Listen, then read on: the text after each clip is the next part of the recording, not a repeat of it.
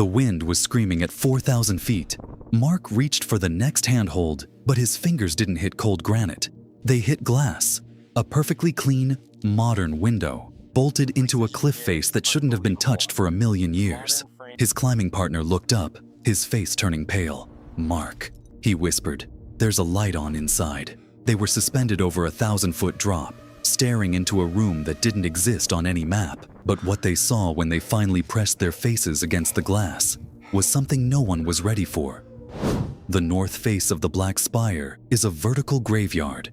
Mark and Leo had been climbing for 6 hours, battling a biting wind that threatened to peel them off the rock. They were seasoned pros, used to the isolation of the high peaks. But as Mark reached for a standard crimp grip, his hand slipped across a surface that felt wrong. It wasn't the jagged texture of ancient granite. It was smooth. It was cold. He wiped away a layer of frost and froze. Beneath the ice was a sheet of glass, perfectly inset into the mountain. There were no seams, no bolts, and no signs of drilling. It looked as if the mountain had simply grown around it. Leo swung over, his breathing heavy in the thin air. "Is that a window?" he gasped, his voice cracking. They looked down, a 2,000-foot drop to the valley floor. They looked up, another 1,000 feet of untouched lethal summit. There were no trails, no cables, and no logical way for a construction crew to reach this spot. Even a helicopter would have been shredded by the erratic thermal winds. Mark pressed his gloved hand against the pane. It was warm, vibrating with a low, rhythmic hum that he could feel in his teeth. He pulled his goggles up, squinting through the dark tint of the glass. Deep inside the mountain, something was glowing. It wasn't the flickering of a fire or the harsh buzz of an industrial bulb. It was a soft, pulsating amber light. And then, Leo pointed to the corner of the frame. There, etched into the glass in a language they didn't recognize, was a date. A date from 3 years in the future. But that wasn't the part that made Mark's heart stop. That was when he heard it. A faint, muffled sound coming from the other side of the glass. Someone was knocking back. Mark froze, his nut tool hovering inches from the glass. The knocking didn't stop. It was frantic, arrhythmic, the heavy pounding that seemed to sync perfectly with his own racing heartbeat. "Mark, get away from it!" Leo yelled, his voice cracking with pure adrenaline. But Mark couldn't move. He was mesmerized by the warmth radiating from the pane, a heat that felt impossible in the sub-zero altitude. He used his sleeve to buff a small clear circle in the center of the window. The amber light flooded his vision, revealing a room that defied every law of logic. It looked like a high-end hotel suite, carved directly into the heart of the mountain peak. There was a bed, a plush rug, and a television flickering with gray silent static. But as he scanned the walls, his blood turned to ice. There were no doors, no vents, no way in or out, just a luxury tomb of solid stone. "That's when everything changed," Mark whispered, and his eyes locking onto a small table near the glass. On the table sat a silver frame. Inside was a photograph. It showed 2 climbers, dressed in the exact same neon orange gear they were wearing right now. But in the photo, their ropes were severed, trailing uselessly into the clouds. "Leo," Mark gasped, "look at the date on the frame." It was today's date, and the timestamp on the bottom was only 3 minutes away. He immediately stepped back, his boots scraping for purchase on the narrow, crumbling ledge. Something wasn't right. The mountain beneath them began to groan. It wasn't the sound of shifting snow or cracking ice. It was the deep, mechanical hum of heavy machinery. The window didn't just sit in the rock. It was part of a massive, hidden mechanism shifting inside the peak. And then, they heard the sharp hiss of pressurized air. Then the window wasn't a window at all. It was a hatch, and it was starting to swing outward, right into the space where they were hanging. The heavy glass panel didn't just open, it lunged. Mark gasped as the hatch slammed into his shoulder, nearly bucking him off the vertical wall. He swung wildly, his boots kicking at nothing but empty air and a 1,000-foot drop. "Hold on!"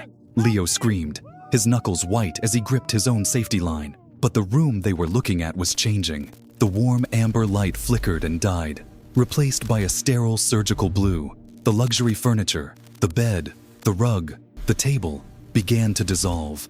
It wasn't wood or fabric. It was a projection, a digital skin peeling away to reveal a cold, metallic interior. Mark's eyes darted back to the silver frame on the table, and the photo of their severed ropes wasn't a warning anymore. It was a live feed. The camera angle was from directly behind them, floating in the open air where nothing should be. "Mark! The anchors!" Leo's voice was a jagged edge of pure panic. Mark looked up at the rock face where their life-saving metal bolts were hammered in. The granite was rippling like water. The mountain was literally swallowing the anchors, drawing the metal deep into the stone. Their ropes were being pulled inward, shortening by the second, dragging them toward the open hatch. It wasn't a rescue. It was a harvest. A low, distorted voice began to broadcast from the walls of the chamber. It wasn't a stranger's voice. It was Mark's own voice, playing back a conversation he'd had with his wife the night before they left. A conversation he had never recorded. The mechanical hum grew into a deafening roar, shaking the very core of the mountain. As the ropes tightened, pulling them through the threshold of the hatch, the blue light shifted one last time. In the center of the dark metallic floor, a shape began to rise. And then, they saw it. The shape rising from the dark floor was a sleek white sarcophagus. It hissed as the seal broke, releasing a cloud of freezing vapor that smelled like ozone and old snow. Leo scrambled backward, his boots sliding on the polished metal floor.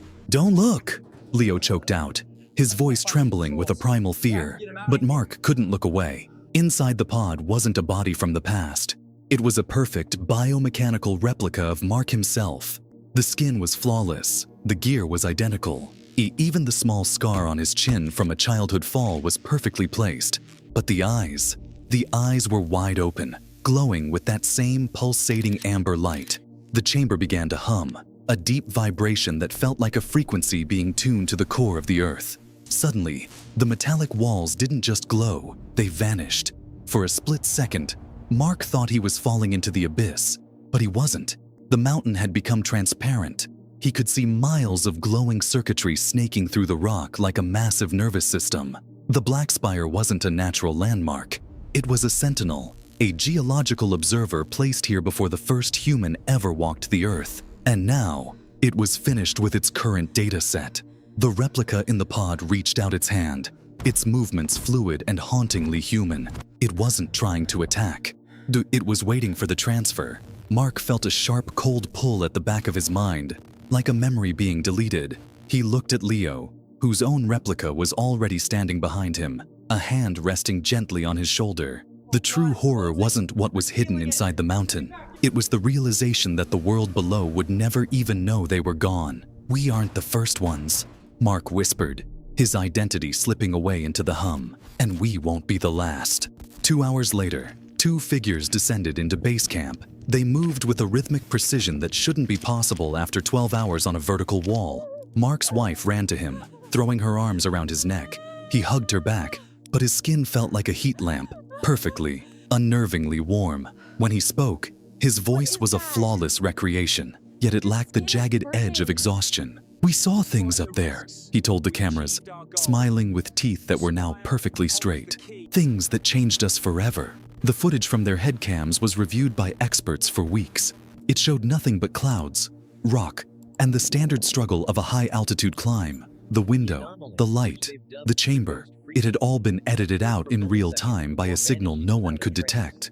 The Black Spire returned to its silent vigil. Geologists poked at the rock but found only granite and quartz. The mountain hadn't just hidden the evidence, it had digested it. Now, Mark and Leo live among us. They are better husbands, better friends, better employees. They never tire, they never complain, they never forget a detail. But sometimes, in the dead of night, they stand perfectly still by the window. They stare up at the peaks, their eyes pulsing with a faint amber light, waiting for the mountain to call its data home. The climbers didn't find a secret at the top of the world. The secret found them, and now, it's walking down your street. Sometimes, the mountain doesn't want to be climbed. It wants to be heard. That's all for today. Subscribe if you love real mysteries that feel stranger than fiction.